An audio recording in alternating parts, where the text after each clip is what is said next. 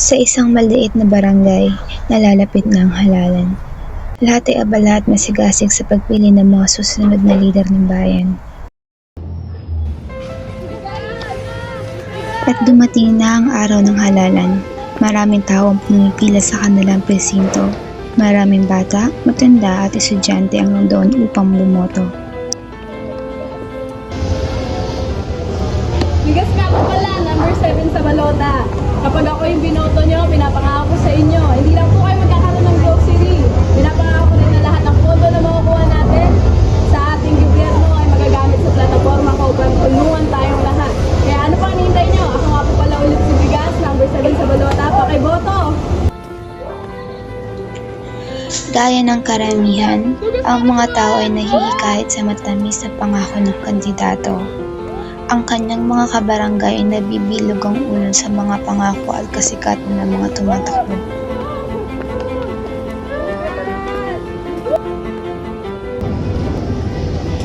Ako si Bugas. Naniniwala ako kapag ako ang nanalo dito sa posisyon na ito, mapapakinabangan ng mga kabataan at ng kabarangay ang aking plataforma. At ayun ang aking sinisigurado. At kapakanan at kasiguradad ng aking kabarangay. At ako nga pala ulit si Bugas. Huwag niyong kakalimutan, number 5 sa balota. Habang dumaraan ang araw ng kampanya, may mga mayayamang nahihirapang magdesisyon. Sa isang banda, ang mga ayudang alok ng ilang kandidato ay maaaring makatulong sa kanilang pang-araw-araw ng pangangailangan, lalo na sa gitna ng kahirapan.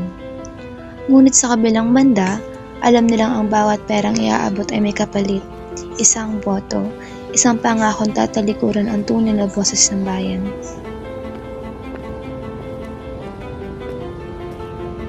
Ngunit sa gitna ng ingay at init ng kampanya, ang ilan ay nag-iisip. Paano nga ba natin pipiliin ang tamang kandidato? Ano nga ba ang matalinong pagboto?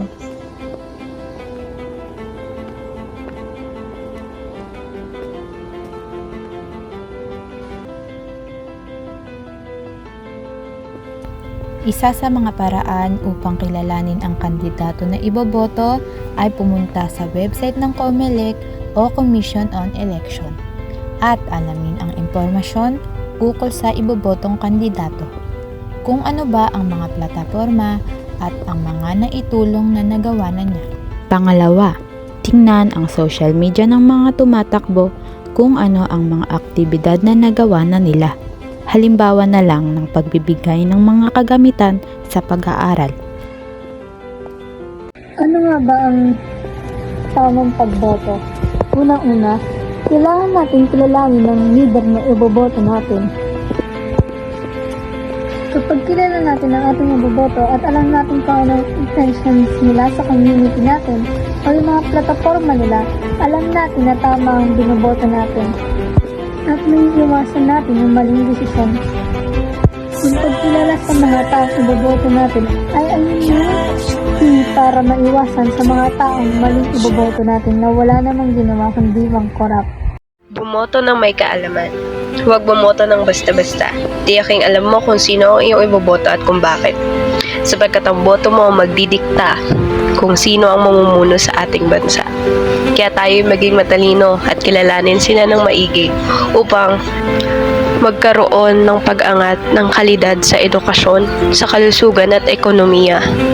Sapagkat ang pagkilala sa ating iboboto ay siyang magbibigay ng kaalaman sa atin kung sila ba ay karapat-dapat sa posisyon na ating ibibigay.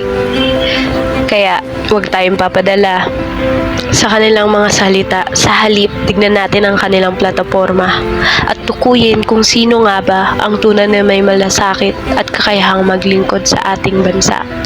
Kaya I say no to vote buying. Tandaan mo, ang boto mo ay mahalaga. Kaya kilalanin mo muna. Sa video na ito, pag-uusapan natin ang matalinong pagboto ng mga tao o ng ating mga botante. Ano nga ba ang matalinong pagboto? Ito ay ang pagpili ng sambayanan sa politiko na gusto nilang manalo at makikita nilang deserving nila na manalo at kayang akuin ang kanilang responsibilidad o gawin ang kanilang tungkulin sa bayan.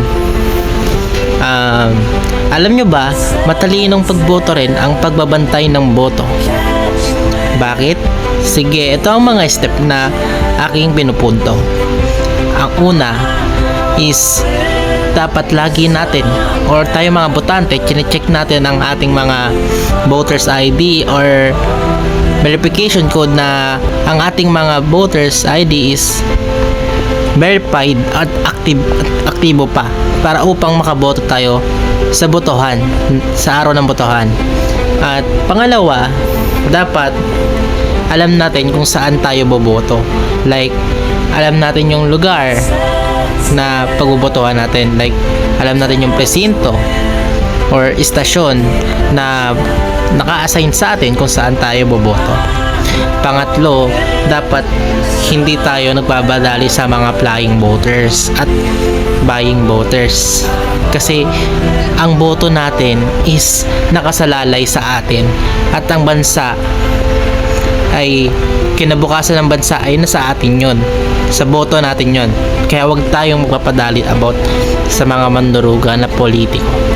At panghuli is kung hindi tinatanggap or nagkakaroon ng problema sa ating mga machine o voting machine is dapat lagi nating inuulit. Like, wag natin iiwanan ang ating pinagbotohan kasi masasayang din, mapupunta rin sa wala ang pinunta mo o ang binoto mo.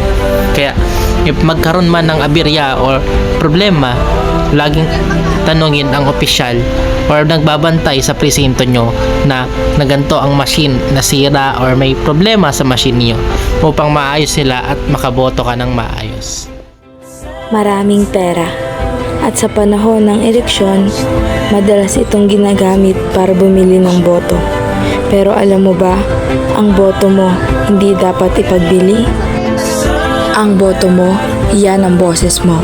At ang boses mo para sa pagbabago. Para sa kinabukasan ng ating bansa. Kaya't sabay-sabay nating sabihin, no to vote buying. Ipagtanggol natin ang ating karapatan. Iboto natin ang mga taong tunay na nagmamalasakit sa ating bayan, hindi ang mga taong nag-aalok ng pera kapalit ng boto. At ipaalam natin sa lahat na ang boto natin hindi kailanman ipagbibili para sa mas magandang kinabukasan at para sa bayan natin.